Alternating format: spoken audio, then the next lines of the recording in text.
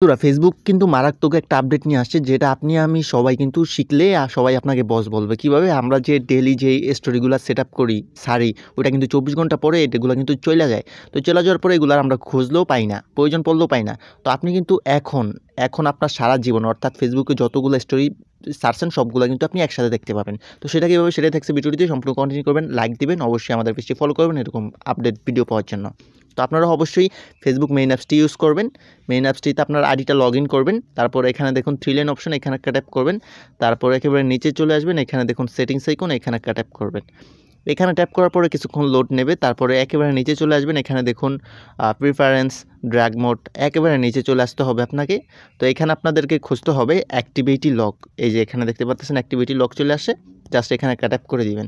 তো এখানে ট্যাপ করার পরে এখানে দেখুন বিভিন্ন অপশন আছে। তো এখানে দেখুন আর্কাইভ অপশন, জাস্ট এখানে একটা ট্যাপ করতে হবে।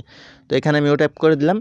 এইখানে ট্যাপ করার পরে এখানে দেখুন আমাদের যতগুলো পোস্ট আছে আর্কাইভে সবগুলো এখানে শো করতেছে।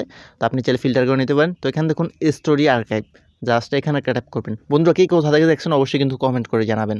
তো এখানে দেখুন আমাদের সারা জীবনে অর্থাৎ ফেসবুক লাইফ টাইমে যতগুলো আমরা স্টোরি ছাড়ছি সবগুলো কিন্তু এখানে শো করতেছে। আমরা চাইলে এখানে ক্লিক করে কতজন ভিজিট করছে, কতজন দেখতে পাচ্ছেন এখানে কতজন ভিজিট করছে, সম্পূর্ণটা কিন্তু আমরা দেখতে পাবো। তো বন্ধুরা ভিডিওটি ভালো লাগলে অবশ্যই শেয়ার করবেন।